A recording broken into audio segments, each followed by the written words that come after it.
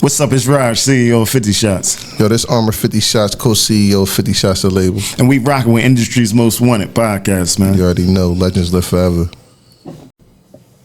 Hey, what's going on? It is your girl, TampaMystic, and we're back with another episode of what? Industry's Better tell them. Most The big one.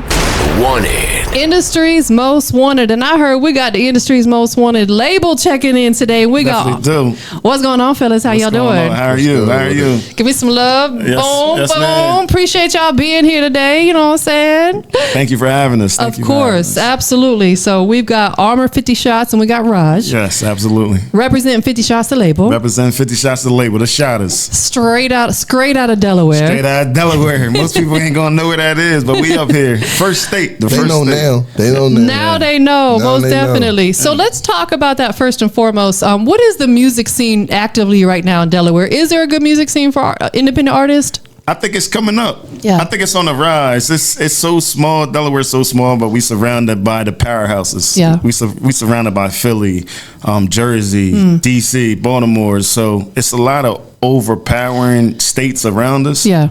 But I think we make a noise. I know that's right. Most definitely. What's your input on that? I agree 100%. I mean, it's plenty of artists, the talent. Like it's the land of the spitters. You know, we right next to Philly, we right next to New York, we right next to DC. So it's like we in that in between kind of like state. Yeah. But everybody come through Delaware. That's in the avenue, and the music scene is everything right now. You know, I appreciate some of the young artists, but at the end of the day, you know, I'm 50 Shots all day. So Facts. Were you guys both born there? Yeah. Okay, so you're absolutely. natives, We born natives. bred, Born and Delaware. Born and bred Delaware. What city to be exact? I'm from Smyrna. Delaware. Oh, we got man. a Smyrna out here. Yeah. I'm from Smyrna. We call it the Mern. The Mern, okay, Yeah, that's we call dope. it the Mern. That's where I'm yeah, from. we actually from two different sides Yeah. of the state. So Delaware only had 3 counties. He from the second, like the middle part, and I'm from Newcastle County. So like the Wilmington area, Newcastle County. Understood. Are you guys related or? No.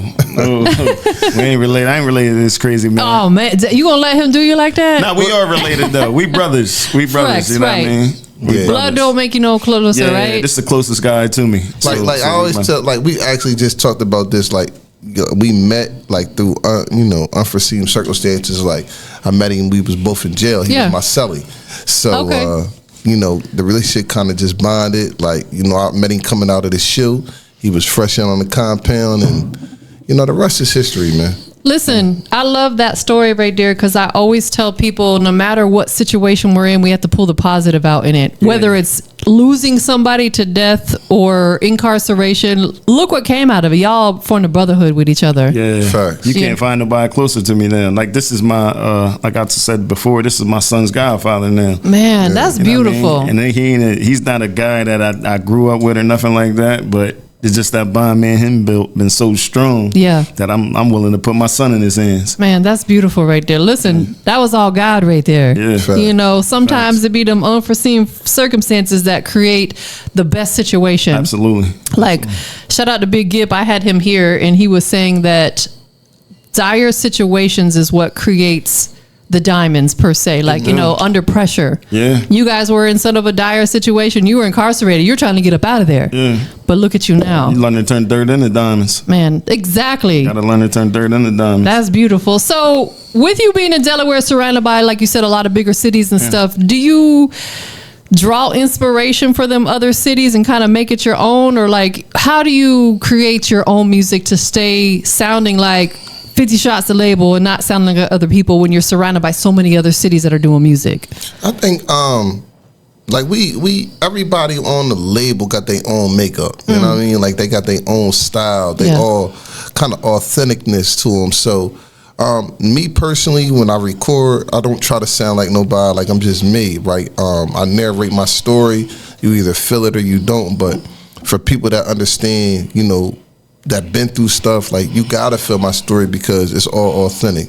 Ain't nothing crazy. We not lying. Ain't no games being played. It's just like an authentic story. So I don't gain from like specifically a state next to us opposed to the pioneers before us in hip hop. Like growing up, I was a fan of just hip hop. Period. So No cap in your rap. Yeah. Nah, you ain't gonna find too much of that. You can hear it. I think what we got going on now, and it's like the people that's actually on the label, like they just really just talking their life. Yeah. So you ain't gotta try to copy nobody if you just speaking off your, you know what I mean, the things you've been through, you speaking of everything that's going on around you. You know what I mean? It's like really not hard to do it. It's as simple as I'm just telling you what I go through on a day-to-day basis. Yeah. You know what I'm saying? So that's kind of the people that we attract. That's kind of the people that we sign. Like we ain't just out there just snatching up anybody. We pulling the people that relate to us, that we close to. I feel like you can be your most authentic self when you surround people that are authentic as well. You. Yeah. We ain't got time to walk around putting a facade on all the time, right? Nah. It's too hard to keep up. It's too hard to keep up. Like That's a fact. At the end of the day, like I can meet somebody, on a Tuesday, and if I'm around them, then the following year on a Tuesday, and they're a different person, it's like it's too hard to keep up. Yes. So it's easier just to be you. You know what I'm saying? That's just how I've been my entire life. That's fact. Someone years ago had said to me, they said, when you tell the truth, you don't have to remember what you said. Yeah. Fact. When you lie to someone, you got to remember, I ain't got time. Yeah. By next week, I'm going to forget what I told you if I lied to you. You know what I'm saying? I don't even be remembering people's names, let alone like that is a fact. I meet you and be like, man, I don't remember your name, but I do know I seen you somewhere before. Your face looks familiar. Yeah. Most definitely, 100%. 50 Shots, the label. Yes. What's the name? Tell us about the name. That is a name. He got to start that because it came from him. So 50 Shots is like, it started differently. We was incarcerated and some band of brothers, we were all fighting some serious cases, and then it was kind of like a different, but once I got released and I realized, I'm like, I had a lot of chances in life, right? Yeah. So, originally I was sentenced to a 30-year sentence, right? 35 years to be technical. And I just felt like between the time I had and my brothers had, it's like, we had 50 shots to get this thing right. Yeah. Right? And now it's like, after 50 chances, this was second chances. It was like, so this is what it is, man. 50 Shots, the label, man, is built on second chances. It's built on having another opportunity, and that's what it is, man. I love that. So who all is signed to the label?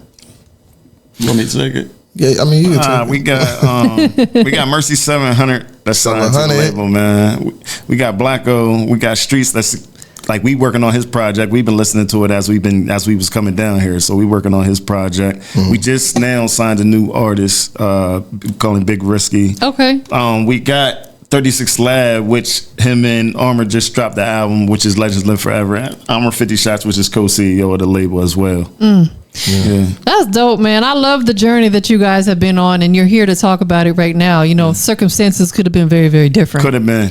Yeah, that's all God. All glory to God. It is. Definitely. Tell us about the project. Well, Legends Live Forever, man. It came about me and an older artist who was like legendary in the state of Delaware. When I say legendary, he's my favorite rapper, period, to ever come out of the state. Kind of like my favorite rapper, period, right now. And we met, and when we met, the bond was authentic. We got to talk, and we dropped a single.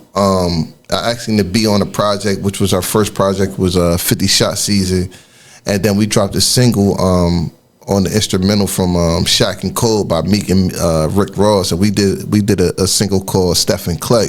And I looked up one day, and the stream numbers was like 50,000, then it was 100,000, then it was 200,000, and I'm like, yo, hold on, man. We got a lot of streams off, so we kind of bounced it. And I literally just was with somebody the other day. He was like, man, I listened to Stephen Clay. He said, I honestly think it was better than the original version. And I was like, we just was rapping. But from that, we kind of had that chemistry. And then one day we was just like, let's just do the album from him, pushing the envelope. Like, yo, it's still a form of hip hop. And shout out to, people like Eclipse and Jim Jones who let our era of hip hop stay alive when people try to put us in a box and say, if you're a particular age, you shouldn't be doing this form of hip hop. But thanks to, some guys that was like, we're not gonna let y'all put us in a box to say like, because you're a particular age, you can't rap. When you let people like Sting perform to their 70, you let, some of the, the rock legends. I seen Ozzy Osbourne, rest in peace to Ozzy, right? And he was performing 70, 75 years old. But then you would say, well, you too old to rap. And, certain people, we just broke out of that box, and, he was like, man, you got something to say. He pushed the envelope. It was like, y'all need to get the album out. And we put the album, and Legends Live Forever. It was like we was legendary in our own right, you know, from doing different things and, you know, being upstanding individuals. And that's what it was. So there's a project and a single titled Legends Live Forever. Am I understanding that correctly? Absolutely. That's correct. Okay. It's a video with the single as well. Got you. Which one came first? Did you like come up with the idea for the project and then do a song or did you do this? Okay. Yeah. So we was trying to, you know, because we had like we was recording, and then we ended up with maybe 20 songs, 30 songs, and we was like, we need a title. And I'm like, man, Legends Live Forever, man. Like, the thing I was taught, man, many years ago inside the penitentiary is, you know, there was an older gentleman, and he was like, man, one thing about the story about a legend, you don't got to tell your story, it's going to tell itself. Yeah. And I looked at him because sometimes I felt a need to authenticate who I was. And he pulled me to the side so gently and was like, listen, you don't got to tell people who you are or what you represent, man. Like, one thing about a legend is the story is going to tell itself. And from that point on, I never would tell my story. You know what I mean? Like, we doing podcasts and things of this nature for business now. Yeah. But about who I am and getting too much into it when we just in the everyday life, I'm like, whatever, man. Like, I am who I am. I understand who I am. And other people to tell you who I am when the story is all over. I love that. Man, that was a great piece of advice that he offered you right there. Absolutely. 100%. Let's go back a little bit. I want to talk about this age stigma. Okay. Let's clear it up right now. Yeah, let's clear it up. Let's clear it up because I feel like you are absolutely right. All other genres, country, rock, etc., they out there rocking it till they're 75, 80 years old. Why do you feel like it is in hip hop people have this misconception in their head that once you hit a certain age that you don't need to be performing and recording music anymore? I think it's because of the language we communicate in sometimes, right? So, you know, it comes a time where you phase out of drilling. It comes a time where you phase out of, you know, selling drugs because people get older and because of the language we communicate with in hip hop. So it's like we talk about, you know, hustling, we talk about shootings, and we talk about all of this different stuff. They like, are you too old to be running around? Yeah. Which I actually agree with. I agree with that too. I agree with it as well. At 45 years old, you shouldn't be standing on no corner trying to, right? So it's like a certain era, but because people talk about it, right? It's like, yo, they put that on to hip hop where it's like, I still got a story to tell. Yeah. And because one of the things we can be able to tell is growth, right?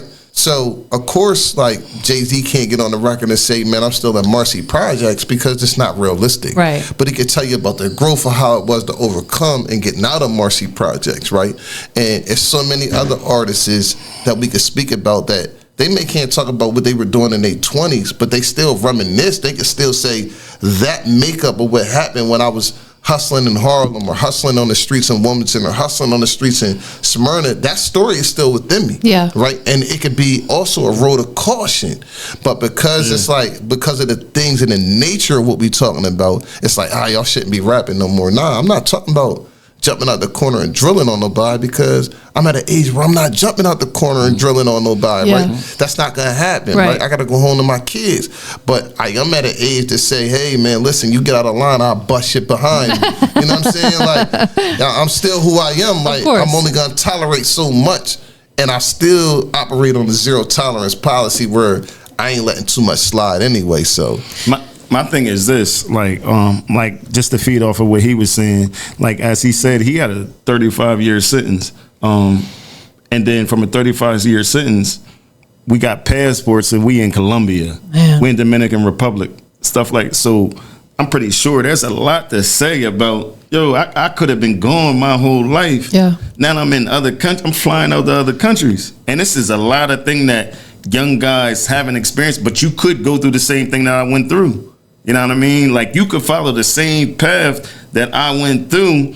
I don't want you, I'm not saying that I want you to, because I don't want you to run into them 35-year sentences. But if you do get in that type of bond, that type of situation, you can still come out and thrive after that. Yes. Or you don't even have to do that 35. You can learn before that and still be out the country at 18, at 21. You know what I mean? You can have them passports early, living living earlier what I had to live later on in my life. You know what I mean? That's a big difference. Has it been difficult after post incarceration? I don't know what your records look like. That's not my business. But, you know, oftentimes people come out and they have a felony on their record and it's a little difficult for them. Is that something that either of you have had a challenge with? Me speaking personally, it wasn't. Because when I came home, I got straight on the grind. Like I came home I came home right when it was COVID time. I got 2 jobs. Yeah. Like I put myself out there to work. So soon as, like I said, it was COVID time, which was cool because I had the ankle bracelet on my ankle. So it's like I'm in the house anyway. They ain't letting you outside. So I'm at work all day stacking my money then. So as soon as I was able to build my credit, you know what I mean? I was in 750 credit score. I wasn't that before I went to jail, but I was that after I came home from jail. Yeah. You know what I mean? And then like passports came. And then it was everything that I was able to put together. It was grind. You gotta want it. Like I planned when I was in there. Yeah. You know what I mean? All right, this is what I'm gonna do. I'm gonna work hard to get this. When I come home, I'm getting this job, I'm getting another job, and I'm gonna stay outside to build my money. So I'm not saying it wasn't hard. You just gotta want it. And I wanted it. Absolutely. What about you? For me, it was different because I had never lived on the streets as an adult. Right, I had went to jail when I was 16. Oh wow! So I had never been on the streets as an adult. Yeah. So his life experiences was different, and I honestly just had a conversation with one of my closest friends earlier this week, and he was like, "Man, listen, man, you got to respect who you becoming." Yeah. And I'm like, you know what I mean, break that down a little bit more. He's like, man, it was a time when you first came, I used to tell you, man, you don't know what's going on out here, man. You need to relax. You need to chill. Don't be rushing. He said, I can't say that to you no more, man. He said, you done things that people that been home their whole life ain't never experienced, right? Just, you know, like he said, getting out the country. I've been to 7, 8 countries now, right? Amazing. So it's like now the scope has changed, right? And I haven't even been home 5 years, right? I'm coming up on my 5th year currently. Yeah. I'm also a leader in our state in second chances, right? So, you know, came home, I got a job, and they hired me to help people, you know, get their records expunged and things of that nature, and use me as a champion. And I took every opportunity and kind of went through it. You know, I own a nonprofit now. Next Gen 302, where we fight against violence, you know, reduction, you know, so we doing that in this state where now we saying, hey, listen, you don't have to be my story. Yeah. You don't have to be my story. You can actually overcome it. So I really target young men and young women that's, you know, stuck in, you know, the violence and, you know, the repetition of consistently going to jail, coming home. But, you know, it's a lot of stigma, it's a lot of things we got to overcome that's not just violent nature. Like nobody wakes up and be like, oh, I want to shoot a gun. When I woke up, when I was 16, I didn't think I was going to shoot nobody that day, right? I didn't think none of that was going to happen. It was just all of this stuff, drugs, you know, no parental factors, neighborhood, environment. So it's like, you know, now when you look at it, you know, and you know, as the tables turn, it's like, man, I'm happy about everything I went through because it made me this man right now. Yeah, for sure. That is facts. I feel like everything we go through makes us who we are today, and I wouldn't want to change it for nothing. Yeah. There's a lot of uncertainties along the way, but you guys are both here to talk about it, and that's the beautiful blessing right there. It's growth. So any youngins out there who maybe are just coming up out the system and they feel a little lost, what would be the first thing that you would advise them to do? Try to, I would say try to find somebody like this, man. Like, even though I was out on the streets longer than he was, like you say, he was down since he was 16, and I did a quarter of the size bit he did, but the knowledge and the push that he did, just the studying that he did when he was down, I guess, to make it correlate to what he got going on out here. Like, he teaches me stuff every single day. You know what I mean? Like he said, with his nonprofit, like the growth that he has is so, it's crazy.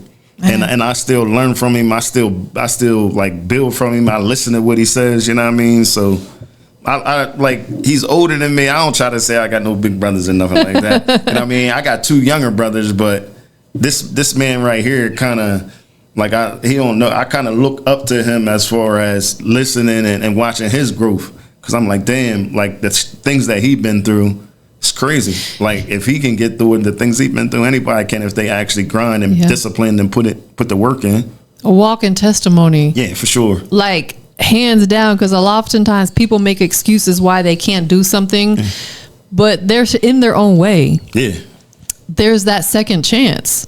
It's crazy as he talking. He never tells me that in real life, right? In real time, right? Yeah, I wouldn't. So everything he's saying now, it's like it's humbling because some of the things like we've been grinding so much together, and you know, through our fussing and our fighting and going through. Like I never hear him say that. Like, but at the end of the day, it's like it's ensuring to be like, yo, I gotta keep going. Right? Yes. I gotta keep doing it because it's hard.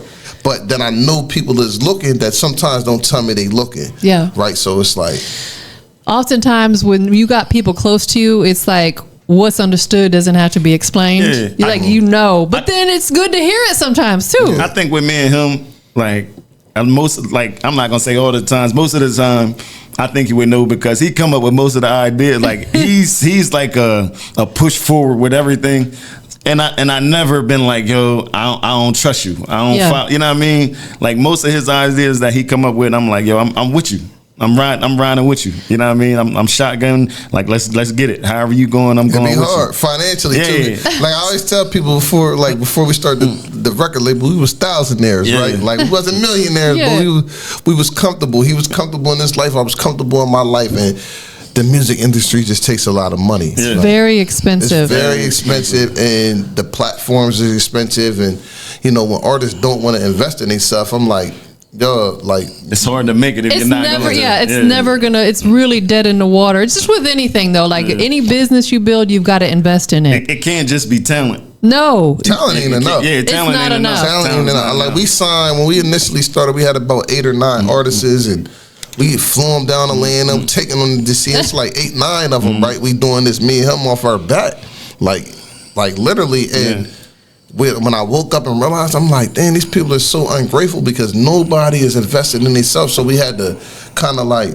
let contracts expire, which we did. Like when people contracts expired, it was like, listen, if you want to re-sign with us, you're gonna have to invest in yourself. It's not gonna be the label side putting up a thought. And then I realized that the deals that we were offering in the beginning wasn't even heard of, right? So they don't even know the record deals that they got and owning some of their masters and things. They don't know that was an unprecedented record deal that they got, right? I learned later that like I should have never gave you that deal in the first place because one, it was going to cost me too much money and I may not even see a return of it. But, you know, people go their separate ways and, you know, I got love for anybody that was ever signed to the label and, you know, I wish them the best, but it's just like, it's expensive, and I wish they could see it on this side to understand why I made some of the business decisions that him and I have made. Listen, it's business at the end of the day. It's never personal. It's business, and it's a very expensive business. Let me ask you this. Realistically, if you got an artist and they're talented and you got to still kind of package them up because labels nowadays aren't doing artist development, right? They want you to already be packaged and ready to go. But we'll say you find an artist. That's the scary part about it. Yeah, it is very scary. That's why artists are getting in and getting out because they don't know the business. What do you feel like realistically is going to take to put an artist where they need to go, like budget wise? Oh man, at least $250,000. I agree. At least, right? You're gonna spend $250,000 on an artist right now, and that's like traveling, building shows. And then us coming from Delaware, we had to go a different angle. So what we started doing, like I never wanted to be a party promoter, right? So if you look, you know, up and down our social media and things of that nature, like it looks like we started being a party promoter, but it wasn't. It was that Delaware had no traction. So we like, we gotta get people to the state. How can we get people to the state? Oh, you know, this person might want 30,000. You know, this person might want 25. This person might. So we were like, all right, just book them and bring them to Delaware, and then let our artists perform in front of them, right? So that's kind of was the logic because we was like, in order to get people excited about coming to Delaware, you have to have something they're excited about, right? Because Philadelphia is right there, and everybody comes through Philadelphia, right? And then artists will look at Delaware as like a dead zone unless they're on the college scene, right? So it's like, to be able to pay an artist $30,000 or $20,000 and be like, yo, come to Delaware, do a show, and then let 5, 6 of my artists open up for them, where it's like, okay, listen, you wouldn't have got 400 people in this building if this wasn't the headline. So take advantage of them being in the building and shining. And so that was kind of like the module we went with, and it worked, right? Because, you know, we haven't even been in business a full 3 years. We only been in business 2 years, like really starting the label. And the first year was a learning curve. The second year was all business. And now as we just had our 2nd year anniversary, we had a pool party that was epic, right? You know, you see some of it in the Hold Up video that we shot, but it's like to see it like our first year and then our second year, we like, and now we working on the documentary to like make sure we get this stuff filmed like as we on the come up. It's like it costs. I say $250,000 now. I say at least $250,000, man, because I just talked to a person in Atlanta, and he's connected, and I was like, I want to do, you know, push this single, Hold Up. I want to do this down there. He said, listen, bro, it's Atlanta. You know, sections is gonna cost. You got to make a movie. Like every time you step out, we're talking about $1,500 a night, $1,300 a night. Plus, I got a fee for lining everything up for you. Right. So you look up and you say, all right, over the weekend, I want $10,000. If you want to do a major radio push with the videos and this, that, and the third, we're looking at a $50,000 budget. Yep. That's for one song. That's it. You're absolutely right. That's for 100%. That's why a lot of these artists don't understand. They feel like they can come in and throw a couple $100 and blow up. It doesn't work like that. It doesn't. And that's just Atlanta. That's one market. That's just one market. That's one market. Exactly. You're not even talking about when you come up to our side, when you got you shoot down to Miami or something like that. That's a whole different market. No, that is facts. It's another market, and then New York's a whole nother market. Yeah. And then like you go to Philadelphia, you got to go through Cosmic Cab. If you don't go through Cosmic Cab in Philly, like the odds of you making it out of Philly is gonna be harder because Cab runs the radio scene and the most connections in Philly, and he has the longest history of doing it, right? And like I said, like the biggest advice Cav ever gave to me, I talked to Cav, I text Cav on the phone, and the one thing Cav told me, he said, all good relationships is built on good business. Yeah. And that's coming from, like, his son is one of our DJs. Like, Cosmic Cav's son is one of our DJs, so we have the opportunity to actually talk to him and also communicate with Cav, but it's rough. It's rough. And he'll tell you straight up, man, like, the business is straight. I'll do it. You want to come up show, whatever, I'll do it. You gotta, it's gonna cost you. It's gonna cost you. It's gonna cost you. So I know you guys got this major cosign with Akon. Tell us about that, because I feel like Akon is, you know, not only a phenomenal artist but a dope businessman as well. What did it mean to you? Man, that meant, for me, it was like, it wasn't all for nothing. Yeah. Right. Yeah. I was thankful for Raj to like really push us to do the Legends Live Forever album, because that was the thing that brought him to us. We had an opportunity to record with IMG and Flo Rida, and like people was like, oh, like we done Miami, like we had people like really reaching out, like, you know, you boys is dope. And then to get Akon, and shout out to Blake Marie, who, you know, our vice president of the company, and she had some connections and was like, listen, Akon wants to meet y'all. And then after that, Blake kind of just like put everything together, and next thing you know, we sitting hand in hand with him. He like, yo, play that song again. Yo, send me all the music. Yo, stop what you, like, he was on a whole nother press, and when we were shooting the video, he was like, yo, stop, stop, play that again. He was actually doing a mic drop, and he heard one of her songs playing, and he was like, hold on, let me hear that again. So it was like, okay, that's good. And gave me his personal number. Like right now, like, you know, I push him in my phone, he'll pop up. He might not text back in the next hour, but he texts us back to be like, yeah, you know, do this or blah, blah, blah, blah. Like, it's a real genuine relationship I got with him now. So, and he Muslim, so it made it easier, like, kind of just because we was on the same path with our faith. So, you know, shout out to Akon, shout out to Convict Music, man, doing work with them. I appreciate it. Legendary. Shout out to Akon, man, most definitely. 100%. So you guys have talked about like doing a label reboot. Yeah. What's this look like for you? Like, what changes with the label reboot? Just as far as us, it's just about staying up with the trends, staying up with what's going on, and like you gotta pay attention to what because obviously it's the fans, it's the public that's paying attention to the music. Yeah, they the ones that's downloading the streams, they the ones that's doing everything. You know what I mean? So you gotta keep up, you gotta stay current with what's going on out there in the world. Like, you can't just stay in your same path and not keep up with what's going on. So you got to find the artist that everybody's attracted to. Yeah. You know what I mean? It's all about scouting. For real. That's facts. 2 Chainz said, get on board or get left behind. I heard him say that, and I'm like, that is facts, because the business is always evolving. Yeah. AI is here. Yeah. It's not the future. It's here right now. That's it right now. So it's like we always have to think new and fresh ways, Got to. And I'm like that too with the podcast. I'm like, what next? What next? What next? Because it's like you want to keep up with what people want. You got to keep up. No You gotta different keep than up the with label. market. Yeah, you got to keep up with the market. What's going on? Just getting like I said, we had maybe 8 or 9 artists when we first started. I signed everybody. Yeah. Like, yo, put money into him. She dope. He hot. And I'm like, oh, everybody from Delaware, let's do it. Delaware ain't. So I was anxious and like, man, I don't care what they want. 5,000, 6,000. Do it. Boo, boo, boo. Like I was just anxious, rambunctious, just moving. I wasn't moving off business. I was dealing with emotion. Yeah. Right. So the reboot looked like us being smarter on a business sense. Yes. Right. And a lot of that comes from us, us communicating, getting other people that was more familiar with the business, like I said, like Blake Murray, and then saying, okay, connecting with Akon, connecting with Cosmic Kev, getting around with people that's in the industry now. So now it's like, okay, you had 9 people. That's unrealistic unless you have a $3 million budget. Unless you're a major label. Yeah, you gotta Unless you're have a major label. With 9 people, you gotta have, distinct man, $250 per person.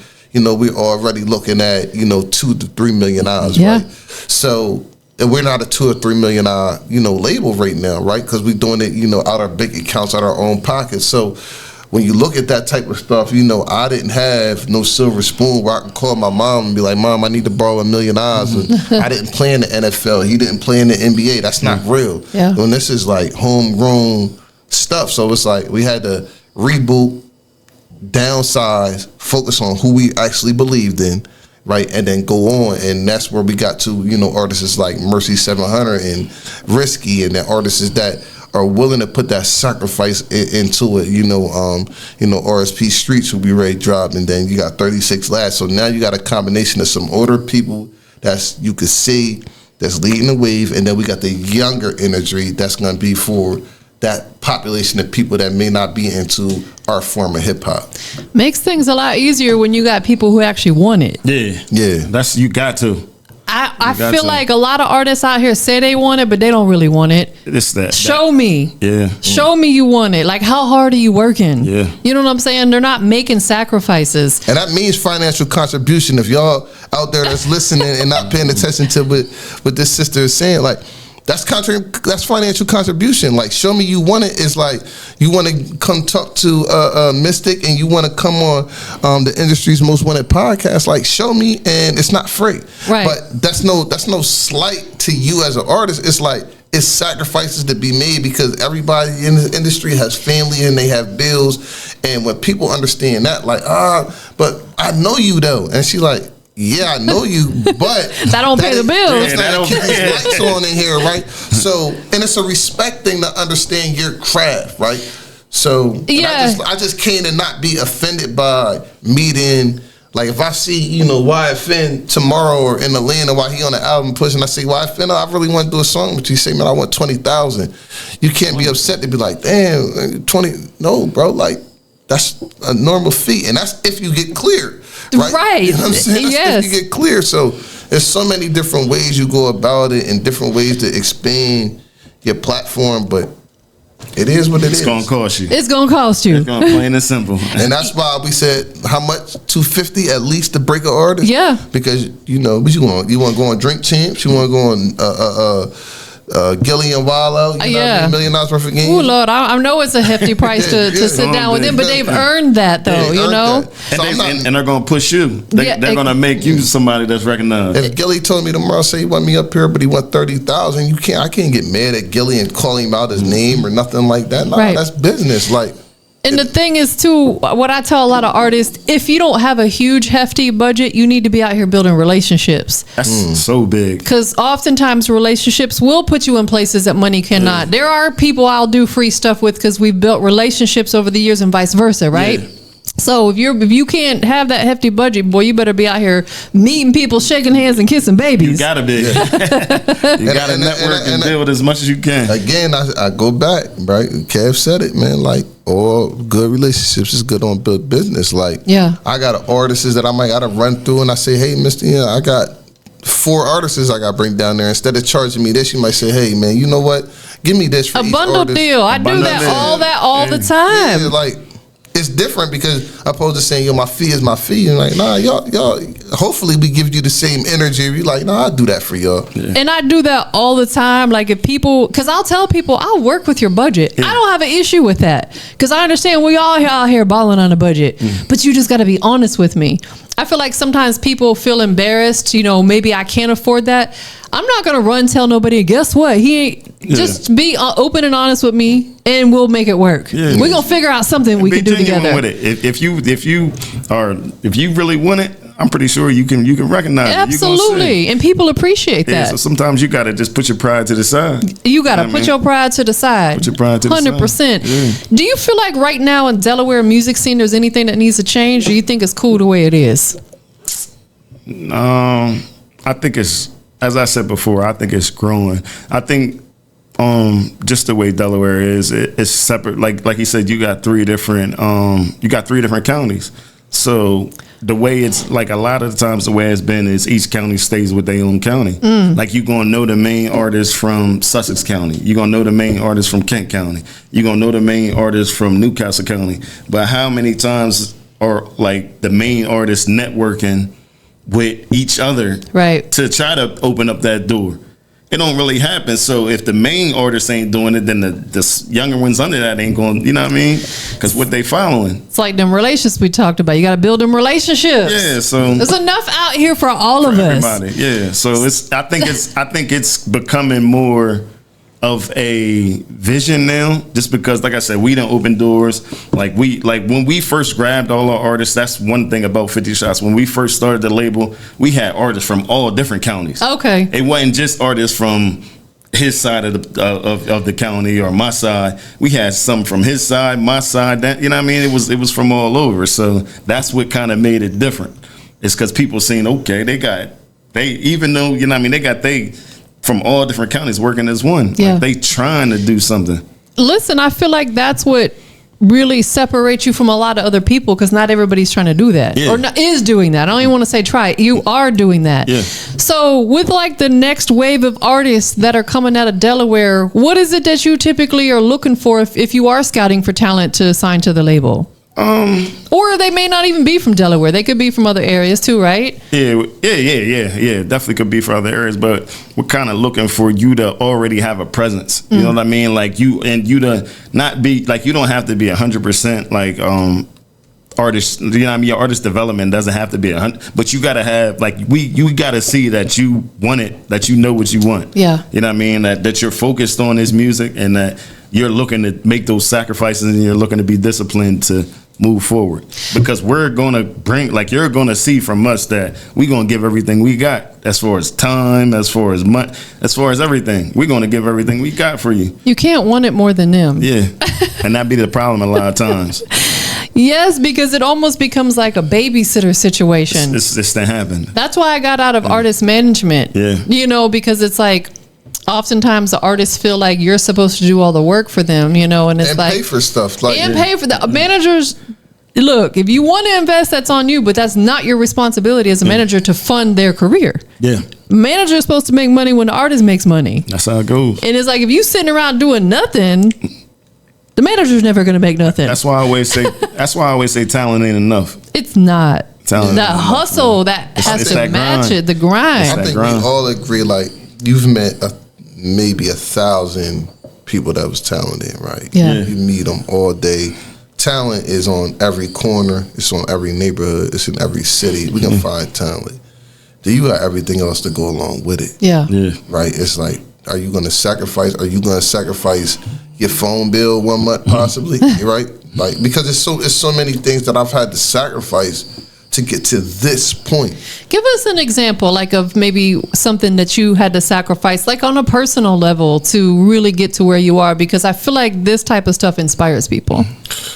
So on a personal level, man, I've been late on payments for stuff, right? Yeah. So, you know, let's say for a small example, you know, I might have a credit card bill that was due, right? Yep. Or, you know, I need to do something. I had to take out a loan on something, right? But credit card 5 days late I don't have it right now because I owe this much money on it, so I had to wait. And then anybody that know about credit cards, if you late on the bill, they're gonna get you with the next month fee. Plus they're gonna tax you on the late. So it could have been ding your credit report. Yeah, that's always the worst.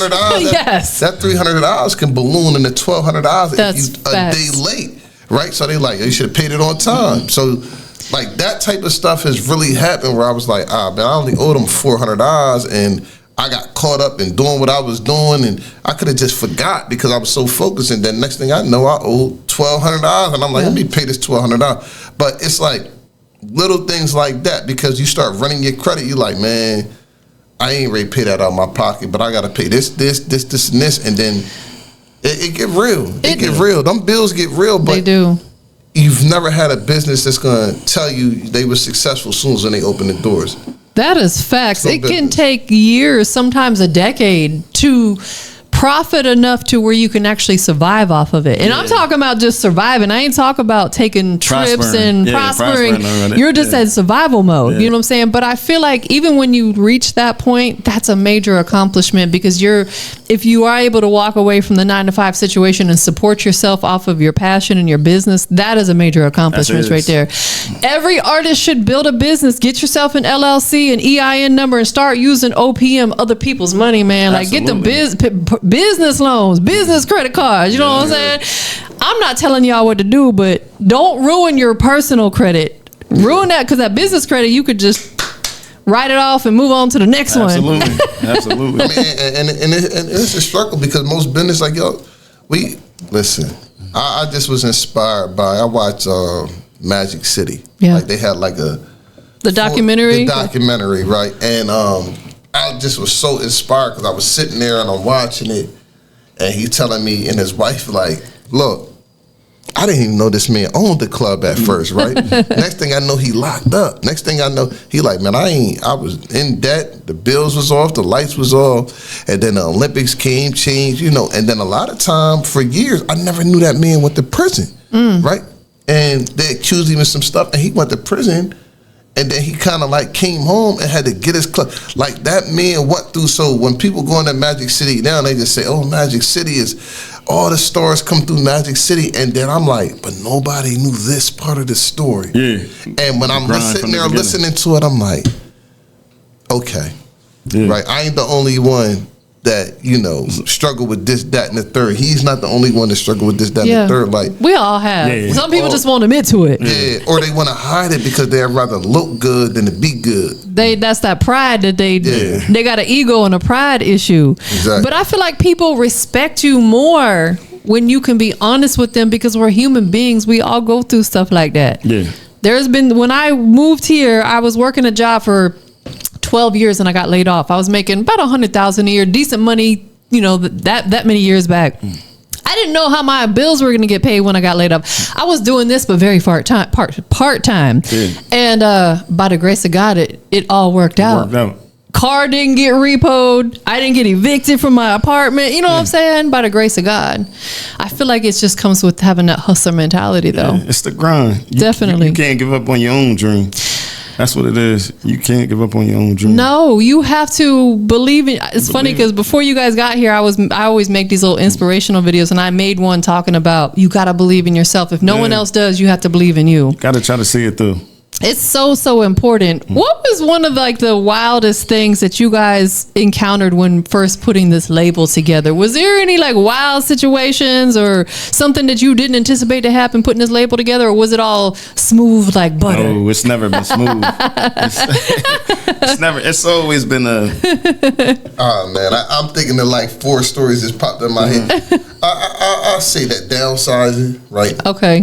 It's kind of like whenever you a boss or anything, you got to lay somebody off or tell them you won't renew the contract, or we go in a different direction, because people grew with us and they felt people may have had emotional because it's some people I was really a big brother, and I'm like, yo, the business side of it no longer makes sense to me, right and then and it was not that I disliked them as a person, it's not that I didn't believe in them, it's just I need you to believe in yourself, right? So I think the hardest thing is letting people go, and then when people let go, they take conversations or they take their narrative out to the public. So then when they take their narrative out to the public, it's the public like, yo, well, 50 Shots do this, this, and this, or they didn't do this, this, and this, but people only telling a narrative. Yeah. And, you know, me and him is kind of like, I ain't going back and forth on social media with nobody. I'm not arguing with you. Yeah. I'm not doing none of that, right? And it's like, those is the hardest roads, that people trying to change the narrative of what we actually did, right? So nobody like in the city actually give us credit to be like, nah, they really broke the barrier. But we go outside the city, and then people be like I literally had somebody, you know, come to my hotel room last night, and him and I was having a conversation. He said, yo, I walked in a barbershop, and I walked in my man crib one day, and he was like, I seen y'all on the TV. I was like, oh, word? He was like, yeah. He was like, I told them I knew y'all. He told me, man, get out of here. You don't know them. Right? And I was like, what? He was like, yeah. He was like, nah. Like, he said, man, I had to bring up pictures of me and you and things of that nature. And he was like, yo, they got Delaware. And that's the stuff that make me be like, I got to keep going, because you never know who watching. Like, it's a guy in a whole other state, another city. He walk into somebody else's crib and they got my video on, got our video on, or walk into a barbershop and he was like, yeah, they was playing it in the barbershop one day. So that type of stuff is inspired. Yes. But the narrative, when people are disgruntled and they go off and try to change the narrative of actually what happened, they're not going to tell you, yo, I done pay for, you know, gas, clothes, makeup, you know what I'm saying? You know, they're not going to tell you that stuff. They're going to say, well, he didn't sponsor me like I wanted to be. But then you look at them now, and you're not even sponsoring yourself now. Let's be realistic to artists. I'm going to talk to y'all for a second. Piggybacking off what you said. You could spend $1 million on an artist. If people don't resonate with that artist, it's not your fault. There are label owners out here who have put up hundreds of thousands of dollars behind the artist, and the artist didn't pop off. It wasn't because the label didn't do what they wanted to do. People just weren't resonating with that artist. Either they're going to like you or they're not. Because I've seen that. I've seen those scenarios where the artists get disgruntled and they go to social media and they try to throw shade at the label, and people just don't like you. Like, let's just be honest. They're just not resonating with your music, or you're an a-hole and they don't like your personality. There's, you know. Or you got something, I know, like, it's so crazy you said that, because it's like, I did the same budget. He did the same budget with the first, you know, couple artists. Yeah. Some artists took off and got more notoriety, and I'm like, yo, you want to see the budget she's saying? I put this into you and I put this into them. That people liked it them more. Exactly. That's what I'm saying. Like, it wasn't about nothing we did, because it was the same exact budget. Right. But it's like, sometimes with the artists is if I'm not coming to you saying, hey, I just put 10,000 into you to do this, like, they want me to put the 10,000 in their hand to say, okay, no, that's not how it works. If I put the 10,000 in your hand, you're gonna do things that you really need done, like pay a car payment, maybe get a car, maybe get a house. Go buy a necklace, you know? You know what I'm saying? Like, anything. Like, I can't put the 10,000 in your hand, because you're not gonna look at it as 10,000 that's utilized to fund your career. Yes. You can look at it, oh shit, I really need $10,000. Nah, I'm late behind that car note, and but you feel me? And that's why it's like, it's certain things, right? Like with this business, that it's disheartening. But me knowing now everything I know now, and it's like, whatever. Like, I know what the goal is. He know what the goal is, and we like, as much as you know, I might make him mad sometimes, as much as he might make me mad. The thing I think works about our relationship is we never take it out to the public. Yeah. So it's like, whatever we going through, we keep it in-house, we deal with it, because outside of this, if this was to collapse tomorrow, he's still my brother. He's still a real friend of mine. So it's like, it's not built on nothing fake. It's built on years of hardship, tears, and pain, and struggle. At the end of the day, would he not gonna invite me to my godson's birthday party because he mad with me? Like, his baby mom gonna have something to say about that, not him. She gonna say, what? Like, you tripping, like, and vice versa. Like, my big, like, she's gonna have something to say about where Raj at. Right. Somebody's gonna say something about it. We can't get away with that. Right. So I think we actually learn to master the difference between business and personal. Yes, you have to separate them. You gotta separate them. So I think me and him kind of learn, because it's like we can go at each other. you know what I mean, about something business, about something he wanted to do, something I ain't want to do, or vice versa. But then 5 seconds later, we could be talking about something with the kids or something else to where it was like we didn't even have that conversation. 100%, but that shows the loyalty between you guys. Yeah. And like you said, one of the worst things you can ever do is air your grievances out online. You never have. Because once you do, it's out there. Yeah. So like if you go online talking junk about him and then you guys make up the next day, everybody like, what happened? You were just talking, that's nobody's business. I would never in my life try to embarrass him to the public. Ever. I don't do that. My business partner we talk bigger. We talk about that a lot. Like we never in my life. We're not going to always agree on everything, but that's nobody's business but y'all. Yeah. What's next for the label? What's next for you guys? Just keep growing the artists that we got. Try to look for new talent, as we said. Don't take too much on, and just keep trying to build. Keep building the label as a whole, like building the brand. That for us, like what the main thing we try to tell the label is just it's never just about one artist. It's really about the brand. Yeah, you know what I mean. The brand is our main focus. So sometimes you might feel like we're not putting all the much effort. It's not about you. Like we're doing what we think is best for the brand. I love it. You know what I mean? I heard Yo Gotti got this in his rhyme one day. He said, "No matter what, you protect the brand with your life," and that's how I feel. Yeah. So right now, like our videographer that we keep around us. Shout out to MSC. Shout out to MJ. So.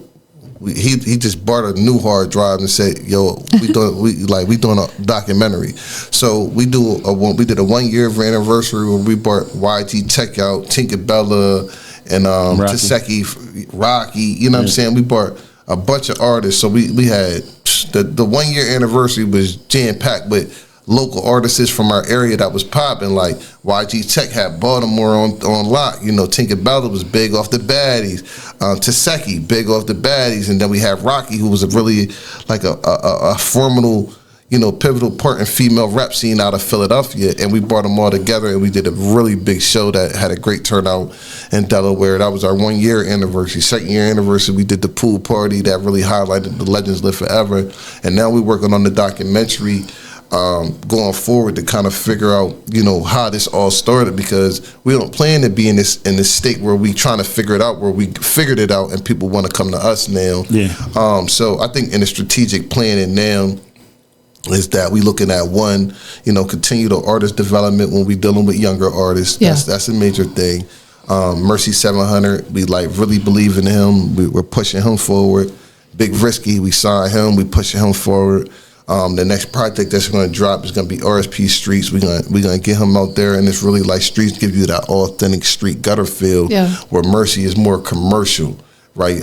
Coming with Black L, more commercial. So we got a bunch of different projects we're working on, street and then commercial, because it's a difference. Like one part is specifically for a particular audience, and I think understanding your audience is something that we've been able to master in our strategic planning, to say, okay, this is what it looks like for this artist, and this is what it looked like for this artist. This artist may not get to the masses like this artist may. But what I've learned is that we got to just put the music out, because you wake up tomorrow and something can go viral. You don't know. You just don't know what's going to go. You got to throw it out there, and eventually something's going to stick. Yeah. Like you said, with it sitting there collecting dust, that's that woulda, coulda, shoulda. Yeah.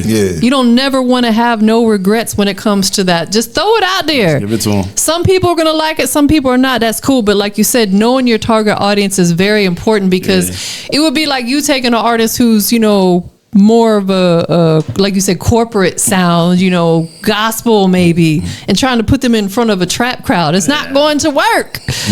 So knowing your target audience, and that's where like those analytics and things like that come in to see, hey, this is where people are tuning in, this is where people are listening, and just studying that. Instagram tells you that.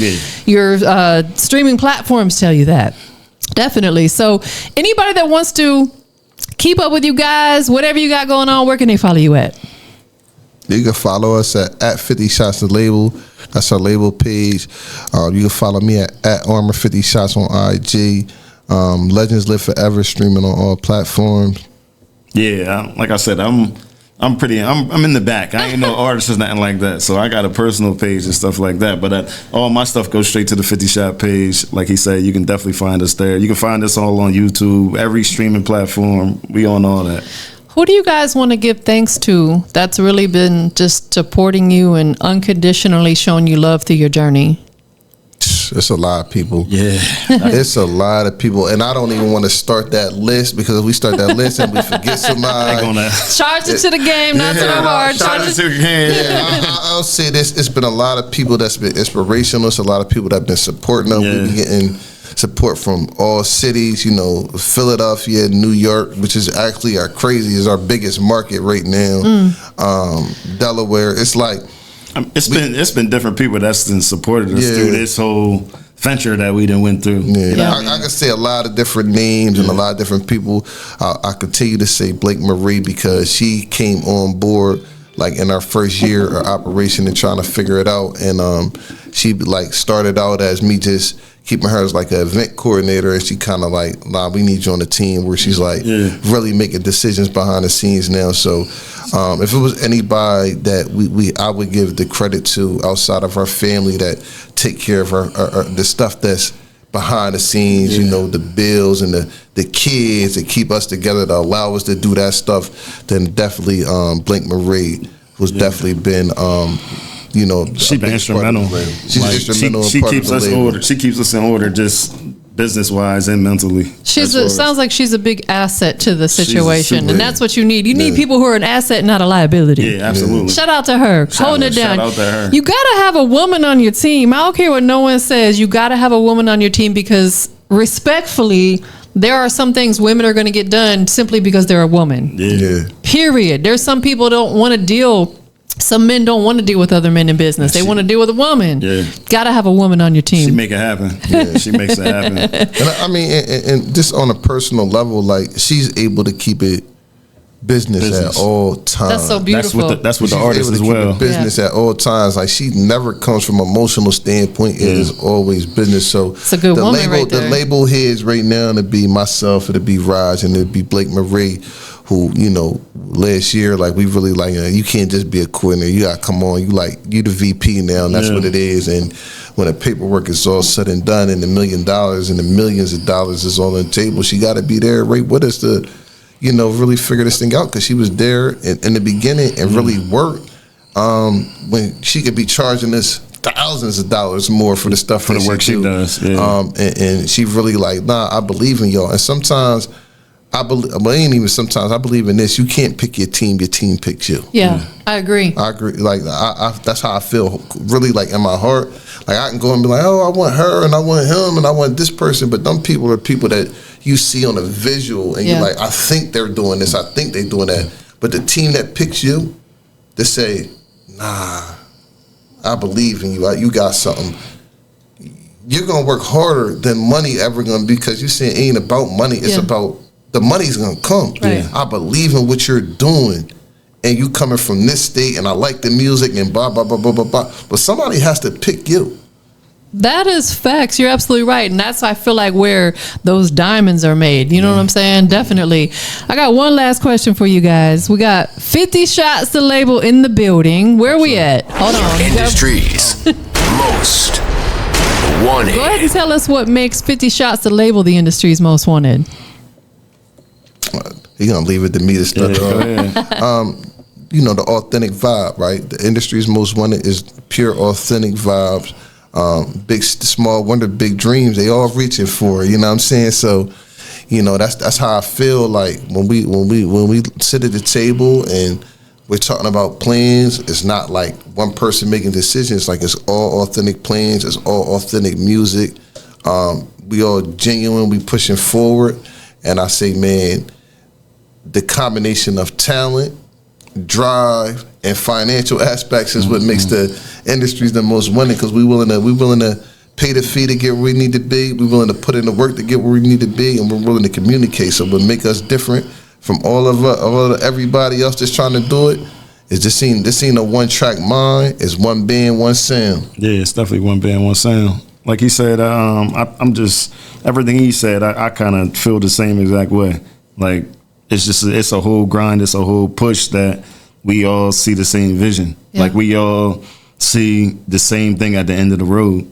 And it's like, we could have been gave up with this. We could have been said, you know what, I'm just going to live with my family. You still my brother. You know what I mean? I'm going to live with my family. You live with yours. And we'll talk about football or something. But we said, I'm not no artist at all, but I try to put in as much as I can into this. I put my whole life into this. So. Shout out to the Commanders, because we'd be here to crack Atlanta head tomorrow. I know you Falcons fans might don't like that, but I'm here in the city where I be in the Commanders game, man. We be down there to crack your heads tomorrow. Yeah. Straight like that. Well, listen, it's been a pleasure to have you guys here. Thank you so much for bringing that good energy through today. Absolutely. We out of here, y'all. Thank you for having us. Yeah. Thank you.